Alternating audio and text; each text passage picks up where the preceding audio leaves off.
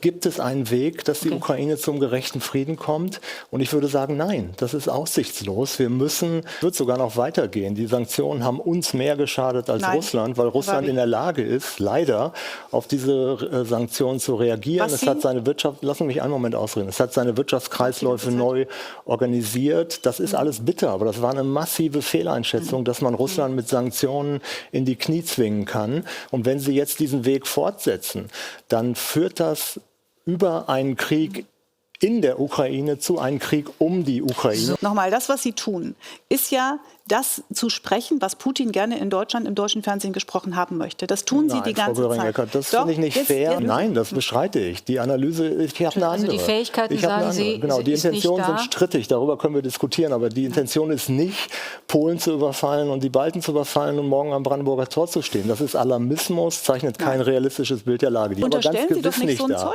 Sind ganz gewiss nicht.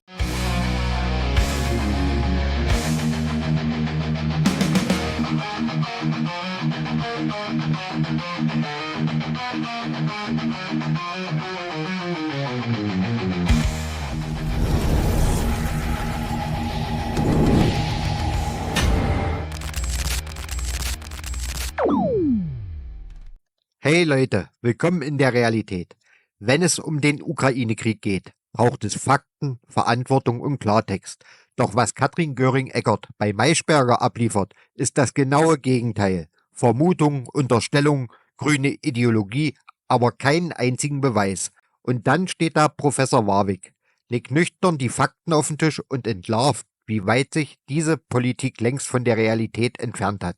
Das ist kein Streitgespräch, das ist die Live-Demontage grüner Wunschwelt durch einen echten Experten. Wenn ihr auch genug habt von ideologischen Phrasen ohne Substanz, lasst ein Like da, abonniert den Kanal und schreibt eure Meinung in die Kommentare. Auf geht's! Sie haben von Anfang an gesagt, man muss mit Putin verhandeln. Wie dankbar sind Sie jetzt Donald Trump? Nun, ich glaube, durch Donald Trump ist Bewegung in diese Sache gekommen.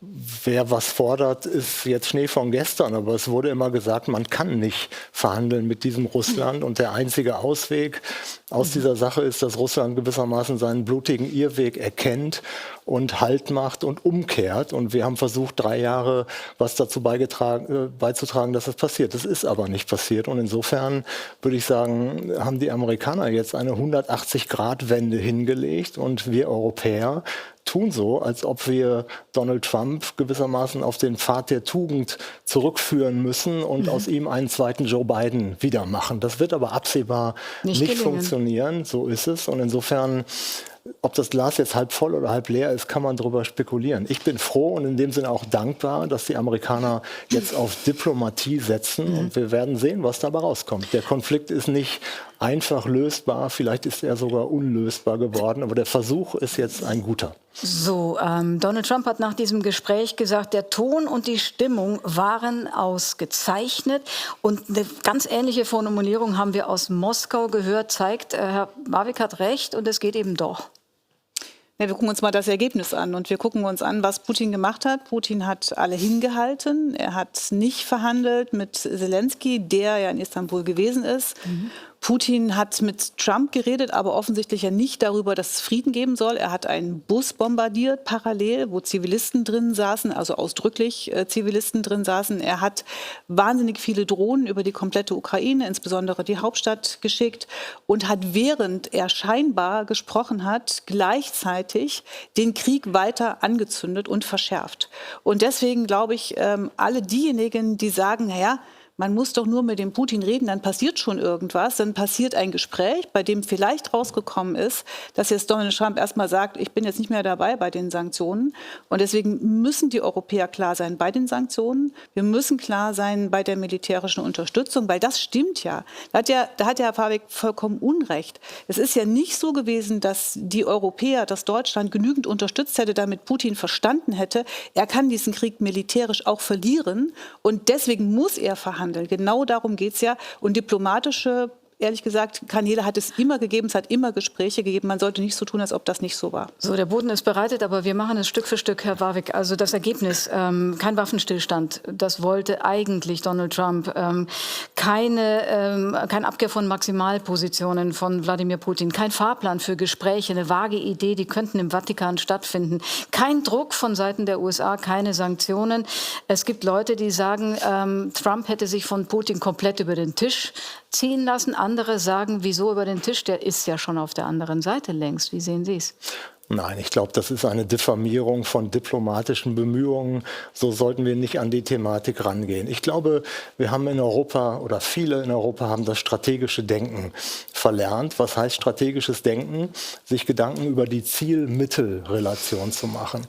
Und ich würde sagen, gibt es einen Weg, dass die Ukraine zu einem gerechten Frieden kommt? Ist das Ziel von Donald Trump? Unterstellen Sie das? Nein, meine Frage ist, gibt es einen Weg, dass die Ukraine zum gerechten Frieden kommt?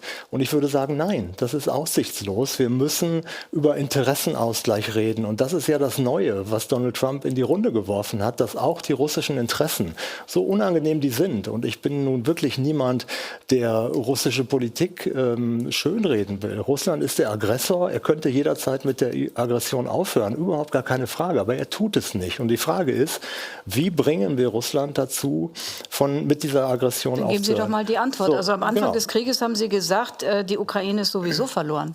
Ja, das hat sich leider auch bleiben sie bewahrheitet. Das hat sich leider auch bewahrheitet. Und was ist die Idee jetzt der Amerikaner, um das ein bisschen konkreter zu machen? Sie haben ja quasi Vorschläge gemacht.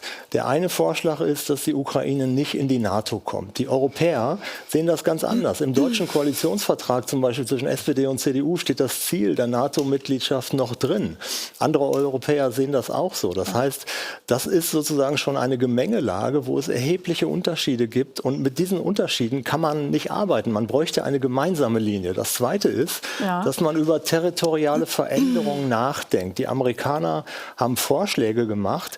Die Europäer sagen, das kann, wenn überhaupt, erst am Ende eines Prozesses stehen und wir werden das niemals akzeptieren. So kann man an diese Fragen nicht rangehen. Wir wollen doch, dass dieser Krieg aufhört. Und ich will noch mal sagen, es gibt 800.000 tote und verwundete Soldaten auf russischer Seite, ungefähr 400.000 wahrscheinlich auf ukrainischer Seite. Ja. Dieser Krieg kann entweder in einen weiter jahrelangen Abnutzungskrieg gehen oder er kann auch noch eskalieren. Und das wollen die Amerikaner jetzt verhindern. Und ich sehe überhaupt nicht das Problem darin, sondern wir sollten doch die Chance, die darin liegt, unterstützen. Aber die Europäer tun das nicht, weil sie mit Maximalforderungen das überladen und keine Kompromisse möglich machen. Was Sie mal gesagt hatten, war ja auch am Anfang des Krieges, die Ukraine muss wieder bestehen in den Grenzen von 91. Das hieß ja also mit der Krim, mit all den Gebieten, die jetzt im Moment russisch besetzt sind und denen, die Putin auch schon per Verfassung eingemeindet hat, obwohl sie nicht besetzt sind.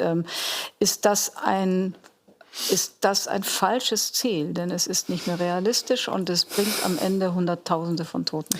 Also was Herr Warwick gerade sagt, ist ja, ich habe damals recht gehabt und die Ukraine war verloren und sie ist weiter verloren. Das minimiert nicht nur die Erfolge, die die Ukraine hatte, sondern es ignoriert komplett den Verlauf dieses Angriffskrieges. Weil Russland hat es eben nicht geschafft, wirklich weiterzukommen. Das sehen wir ja gerade. Wir haben eine Front, die sich eigentlich nicht mehr weiter bewegt. Das andere, so zu tun, als ob es irgendwie so eine Sache wäre, die ganz weit weg ist und dann müsste man mal über Territorien reden und dann könnten die ja vielleicht das aufgeben und das aufgeben. Das führt erstens zu einer Zerschlagung der Ukraine, zu einer Identitätsverhinderung, also die Ukraine wird nicht mehr existieren, die Menschen werden nicht mehr existieren. Wir sehen ja, was in den besetzten Gebieten passiert. Dort passieren Vergewaltigungen, dort passiert Umerziehung, man darf nicht mehr ukrainisch reden, keine ukrainische Kultur. Alles das ist Wirklichkeit und Realität. Und was will Putin? Da müssen wir auch drüber sprechen, was er will. Er möchte nicht vielleicht irgendwie die Krim haben, sondern er möchte sein russisches Reich ausweiten.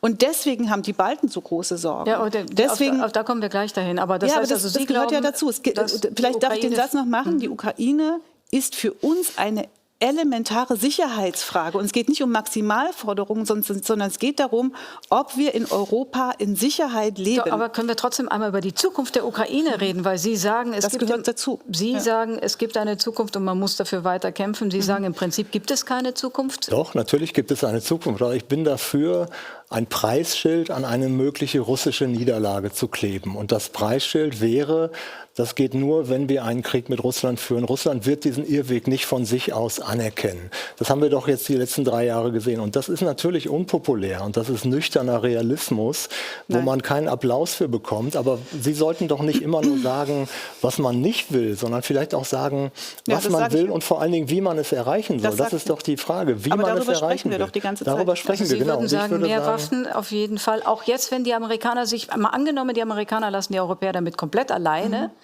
liefern auch keine Waffen mehr. Sie wären trotzdem dann dafür. Also wenn man nachhaltigen Frieden will, darum geht es ja, dann muss man Voraussetzungen für Verhandlungen schaffen.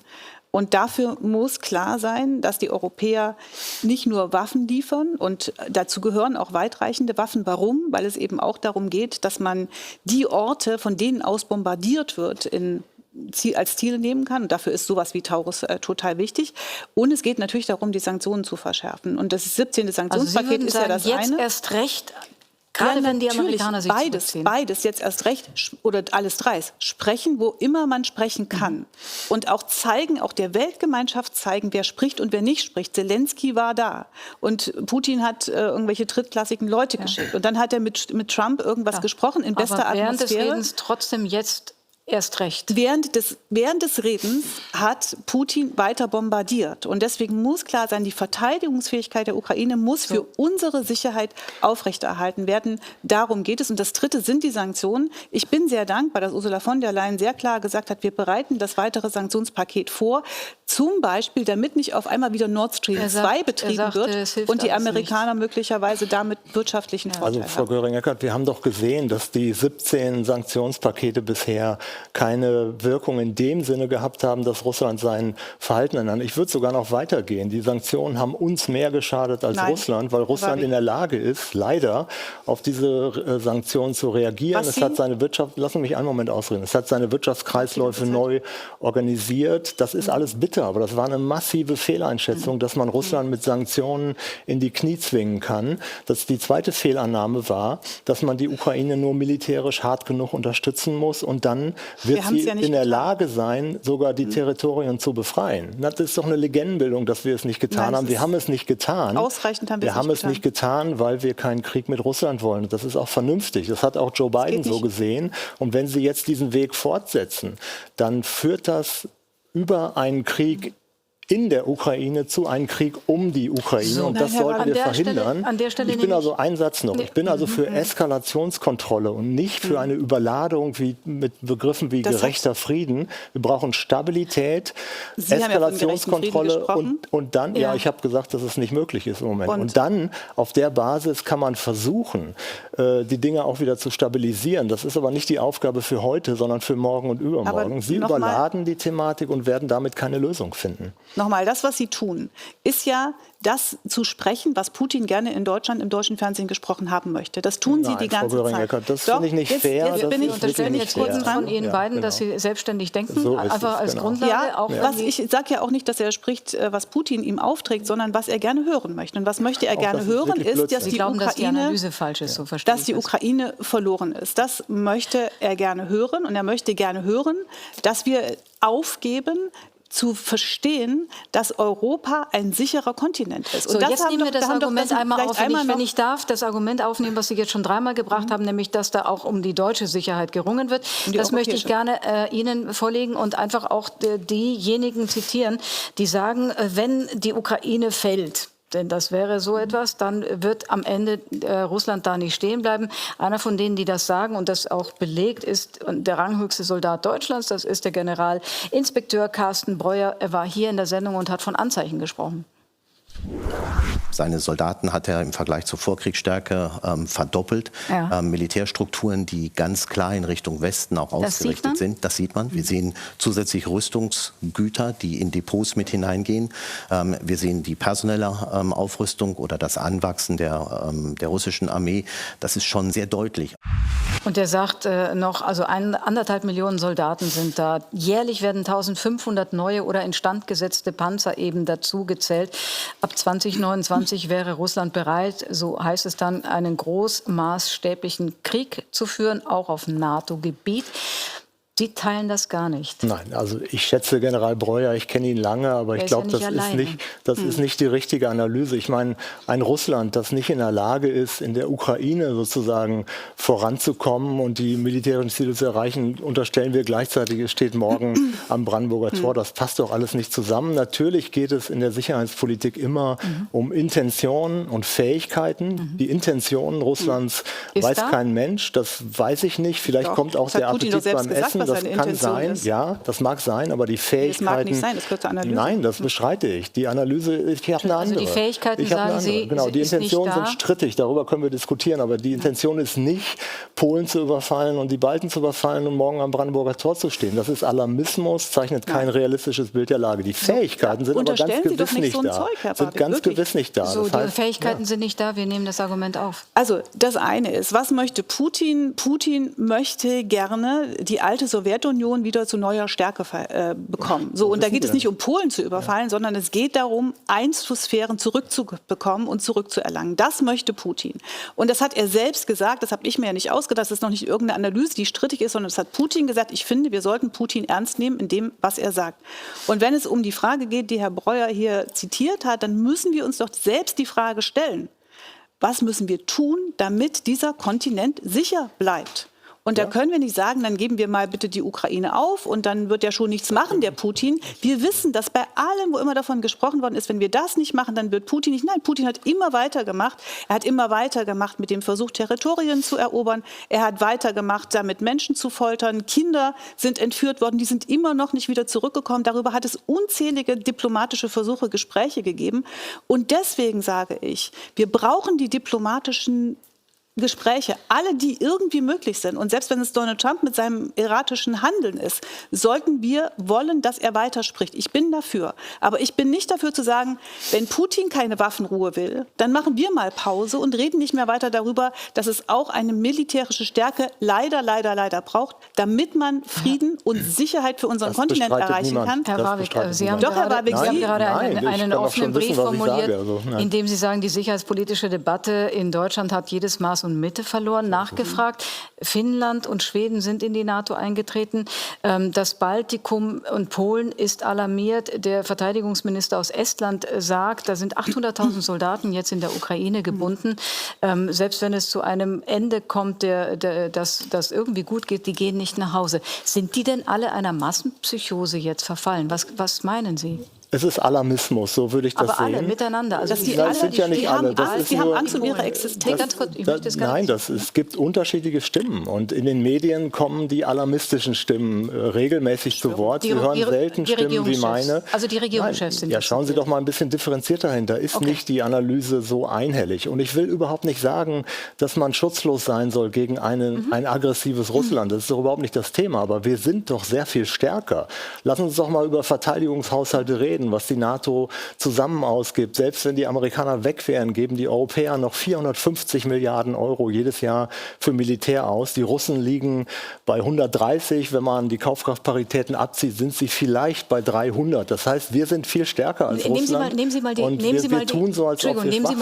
mal die USA mal ganz kurz aus der Gleichung. Wie stark sind wir? Ja, habe ich doch gerade gesagt. Selbst wenn wir die rausnehmen, die Europäer gehen zusammen 450 Milliarden jedes Jahr für Rüstung aus. Die Russen, das sind schwer vergleichbare Zahlen, weil die Kaufkraft dahinter steht. Aber sehen wir mal hochgegriffen 300. Das heißt, wir tun so, als ob wir schutzlos wären gegen ein aggressives Russland. Das zeichnet kein realistisches Bild der Lage. Ich will aber eine Frage noch stellen. Wenn in der Ukraine unsere Sicherheit verteidigt wird, warum gehen wir denn nicht mit eigenen Soldaten rein? Das wäre doch sozusagen nur glaubwürdig. Das heißt, wir müssen dann all in gehen. Das ist doch eine heuchlerische Debatte. Nein. Wir müssen einen Interessenausgleich machen und keine Eskalation. Ich möchte sie beantwortet wissen. Ja, würde ich auch gerne tun. Also weil was Herr Warwick macht, ist ja selbst über Eskalation von anderen zu reden und selber zu eskalieren. Nein, es macht keinen Sinn, mit eigenen Soldaten dorthin zu gehen. Es macht aber Sinn, dafür zu sorgen, dass die Verteidigungsfähigkeit der Ukraine ausreichend hergestellt ist. Es macht Sinn, die Sanktionen anzuschärfen. Und ich habe vorhin schon mal Nord Stream 2 gesagt, das ist eine der Themen, über die wir jetzt sprechen müssen. Das Ding ist kaputt, Das Ding ist kaputt, soll es repariert werden? Ne? Ja. Was passiert da? Und ich finde sehr richtig, dass Ursula von der Leyen sagt, ja, wir müssen die Sanktionen anschärfen. Und ich finde es auch richtig, dass die Europäer dann gemeinsam sagen, das tun wir. Und da gebe ich Herrn Warwick ausnahmsweise recht an der Stelle. Natürlich sind wir auch verteidigungsfähig, wenn wir europäisch gemeinsam handeln, wenn wir klar sind, wenn wir die Sanktionen gemeinsam beschließen. Wir brauchen die USA und wir sollten alles versuchen, dabei zu bleiben. Aber wir sind nicht handlungsunfähig, wenn Trump jetzt sagt, mache ich jetzt gerade nicht mehr mit. Und so klein sollten wir uns als Europäer nicht machen. Aber im Raum stehen ja 5% des Bruttoinlandsprodukts für Verteidigung. Im Moment sind wir knapp bei 2. Das wären dann so 220 Milliarden pro Jahr. Ist das der Preis, den Also wir haben ja über Sondervermögen und sowas alles gesprochen, richtigerweise. Ich glaube, dass diese Prozentzahl uns nicht sehr viel weiterhilft. Wir müssen darüber sprechen, was brauchen wir, weil die Prozentzahlen sind dann immer vom Bruttoinlandsprodukt. Haben wir eine gute wirtschaftliche Entwicklung, ist es viel. Haben wir eine schlechte, ist es wenig. Alle denken auch sofort an Panzer. Ich finde, wir müssen über alle anderen Fragen reden. Gegen Trollarmeen kann man nämlich keine Panzer schicken. Gegen alles das, was an Zerstörungen, an Geheimdienstaktivitäten und so weiter ist, müssen wir gewappnet sein. Da ist ein Cyberkrieg unterwegs und alles das. Und da brauchen wir mehr als die Frage, was geben wir bei Verteidigung aus. Und mehr als eine Prozentzahldebatte. Gute Sicherheitspolitik muss auf 2 Säulen ruhen. Abschreckung und Dialogfähigkeit. Wir setzen im Moment zu stark auf Abschreckung. Wir müssen auch eines Tages wieder über Rüstungskontrolle reden, über vertrauensbildende Maßnahmen. Und dafür braucht man eine politische Lösung in der Ukraine. Die Amerikaner versuchen das jetzt und wir sollten sie unterstützen. Wir sabotieren das geradezu, was ist denn die vertrauensbildende Maßnahme, die Putin mal machen sollte, aus Ihrer Sicht? Was müsste denn Putin mal für eine vertrauensbildende Maßnahme machen? Vielleicht mal ganz kurz, wenn gesprochen wird, die Waffen schweigen lassen. Sie tun immer so, als ob die Europäer und die Ukraine, die haben alle was zu liefern, aber Putin wird irgendwie draußen vorgelassen. Wir sollen ihm das hinlegen und das hinlegen und das hinlegen. Er tut es aber nicht. Er tut es nie. Und mit ihren Mitteln wird er es auch nicht tun. Das ist doch unser gemeinsamer Befund. Das hat jetzt die letzten Jahre nicht funktioniert. Das heißt, mehr von dem Falschen ist nicht das richtige Rezept, sondern eine neue Strategie, die den Versuch macht, über einen Interessenausgleich nachzudenken. Und Sie gehörten doch zu denen, die sagen, mit Putin kann man ohnehin nicht reden. Schauen wir mal. Jetzt wird geredet und ich glaube, dass die Chance größer ist als noch vor Jahren. Der Kanzler Friedrich Merz setzt in die Gespräche, die im Vatikan vielleicht jetzt stattfinden werden. Leo XIV. Hat sich als Vermittler und Verhandlungsort angeboten, ins Spiel gebracht. Also er sagt, Friedrich Merz, das ist die letzte irdische Instanz. Hoffnung? Ja. Ich bin ja Protestantin, aber ich bin wirklich, bei jeder Art von Gesprächen habe ich immer Hoffnung, gar nicht alles andere wäre ja Quatsch. Und ich finde, der Papst hat ja sehr schnell gesagt, es geht um gerechten Frieden und hat damit auch ein Statement verbunden. Hoffnung? Nein, es gibt keinen Zauberstab, den man aus der Tasche holt oder einen gordischen Knoten, den man durchschlagen kann. Es kommt auf die Frage an, mit Realismus und mit Maß und Mitte in dieser Frage zu agieren und nicht mit Überhöhen und Maximalpositionen. Wir haben Strategiefähigkeit verlernt und wir müssen sie wiedergewinnen, um zu einer Lösung zu kommen. Wie bitte? Ich finde, Herr Warwick möchte gern maximal aufgeben und die Schön, Ukraine dass Sie mir erklären, was ich will. Ich kann schon selber sagen, was ich möchte und Sie sagen, das nicht das Richtige. Ich sage ja nur, was ich höre. Wir sehen, die Ukraine dran zu geben, das wäre ein Sicherheitsrisiko und es wäre auch ein Drama für dieses Volk. Niemand will die Ukraine dran geben. Unter wirklich sehr, sehr großen Ich will bestmögliche Bedingungen für die Ukraine und nicht die Ukraine rangeben, um das auch noch zu sagen. Wir werden sehen, wie die nächsten Wochen und Monate sich entwickeln und danken für den Moment heute Katrin Göring-Eckardt und Johannes Warwick. Herzlichen Dank, dass Sie da waren. Was Katrin Göring-Eckardt da bei Maischberger von sich gibt, ist keine Analyse. Das ist grüne Gefühlsrhetorik auf Kosten der Wahrheit.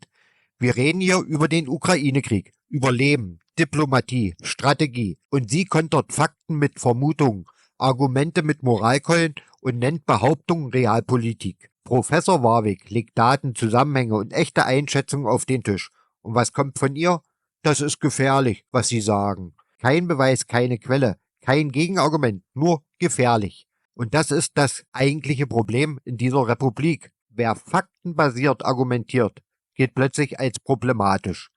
Wer dagegen nur Stimmung macht, darf jede Talkshow füllen. Was mich richtig aufregt: Göring-Eckardt stellt sich hin, bewertet die Aussagen eines Professors, eines anerkannten Experten als nicht akzeptabel, liefert aber selbst kein einziges belastendes Argument. Das ist keine Debatte, das ist eine grüne Echokammer mit Mikrofon. Und genau das ist das Erschreckende. Katrin Göring-Eckardt steht da, urteilt über Experten, ohne selbst eine zu sein und bekommt dafür Applaus. Sie verkörpert genau das politische Problem unserer Zeit. Laut, überzeugt, aber ahnungslos. Statt zuzuhören oder zu lernen, wird der Raum mit moralischen Floskeln geflutet. Fakten stören da nur. Wenn ihr auch keine Lust mehr habt auf dieses politische Schaulaufen ohne Substanz, lasst ein Like da, abonniert den Kanal und schreibt eure Meinung in die Kommentare. Und wer unsere Arbeit unterstützen möchte, das geht direkt über PayPal oder Supertanks. Der Link ist wie immer unten in der Beschreibung. Danke euch, wir bleiben dran für Klartext, nicht für Ideologie. Bis zum nächsten Mal.